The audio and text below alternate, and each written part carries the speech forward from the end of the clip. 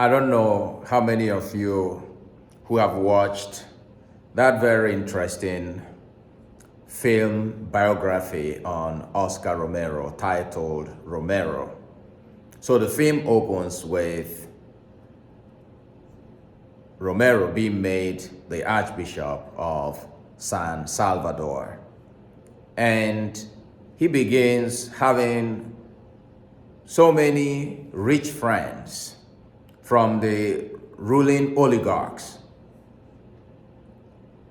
However, he was transformed.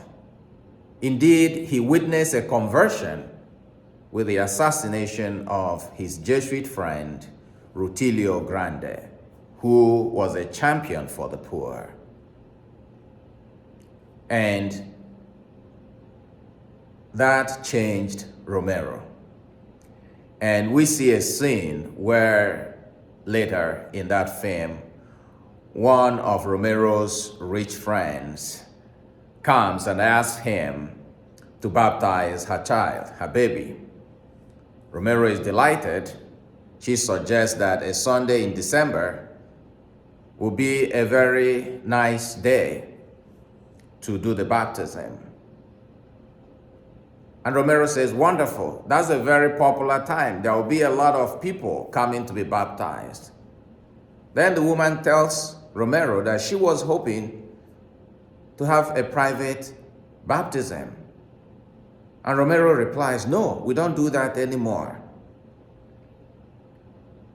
So the woman says, you mean you want to baptize my child with a bunch of Indians? The Archbishop nodded, yes. The woman in anger left with these words, you have deserted us. I don't know about you, but how many times have you thought of yourself as different or better than others?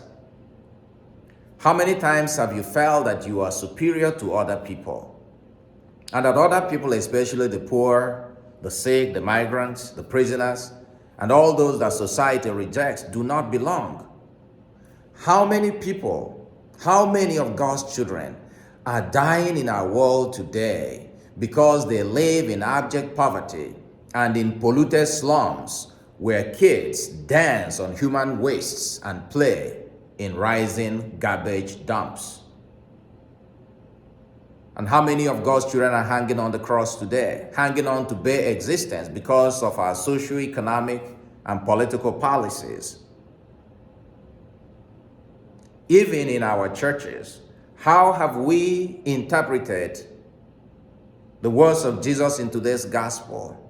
I am the way, the truth, and the life.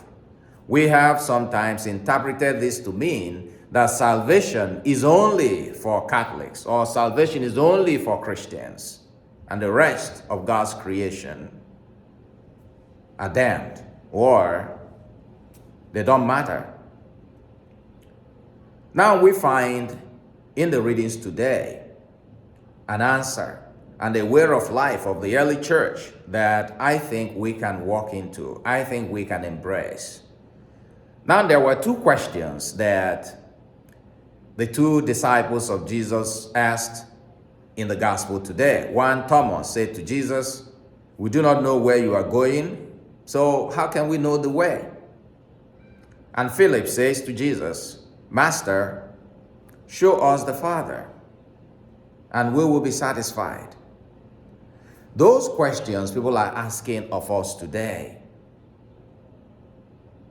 They're asking us for the way. They're asking churches, Christians, where is the way to the future for humanity today in this wounded and broken world of so much suffering, so much pain, so much anguish, so much emptiness, so much anger, especially since COVID?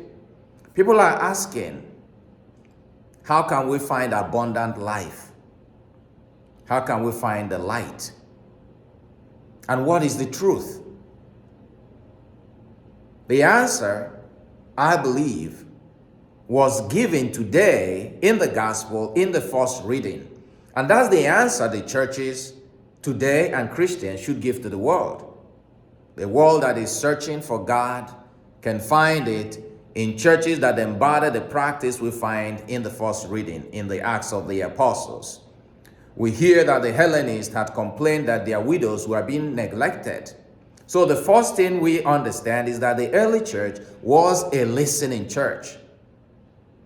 A church where people can bring their pains and lamentations to the leaders, and they will not only listen to them, they will not only hear them, but they will heed. That is, they will respond. It's not enough to listen. It is important that you respond adequately. So they responded by being bold to create a new ministry, the diaconate. So the early church, with little means, were responding to the needs of their times by creating ministries like what we have in the first reading today of the diaconate, in order to attend to the needs of some members of the community, in order to bring love concretely into the lives of some members of the community who felt marginalized and who were suffering. In our churches today, are we bold enough to respond to the needs, to the cries and brokenness and wounds of our times? I think that is the challenge of the gospel for us. Yes, Jesus says to us in the gospel, do not let your hearts be troubled.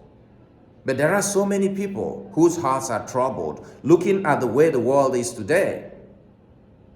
There are many people whose hearts are troubled because they feel marginalized. They feel that their voices are not being heard. There are many people who are troubled today because of their sickness, because of their situation, because of the general emptiness that they feel. Some feel lonely, some feel abandoned. How can they be healed? How can they meet Jesus today? They will meet Jesus when they encounter a church that is open, a church that has an open heart to welcoming them. When they encounter Christians that are moved to do something, to love. Love is the answer that the early church gave to the sufferings and pains and tragedies of their times. And they had nothing, but they were bold. So, in our times, the church must recognize, and all of us as God's people must recognize, that we must be the sign of God's presence in the world today. We must find new ways of being a church of love, a church of compassion. And St. Peter tells us of who we are, our identity in the second reading. You are a royal priesthood. You are a consecrated people. You are a chosen race, set apart to sing the praises of him who has called you out of darkness into his wonderful light. St. Peter reminds us that we are built on the foundation of Jesus Christ, who is the pillar. And because we are built on this foundation, we have a deep and intimate relationship with God, a close connection. And this relationship we have, we do not have it exclusively. It is a relationship that we share with all God's people. So let us go forth and embody this love that the early church showed. Let us go forth and be the sign of the presence of Jesus in the life of our communities. For the world today can only believe when they come to see in a church or in Christians those signs that they saw in Jesus. And that is the sign of self-sacrificing love, the sign of an inclusive love, the sign of the sacrificial love that goes out to meet those who are lost, to bring them home. Let us go forth and build better relationships that reflect to the world something greater than the ordinary in our communities.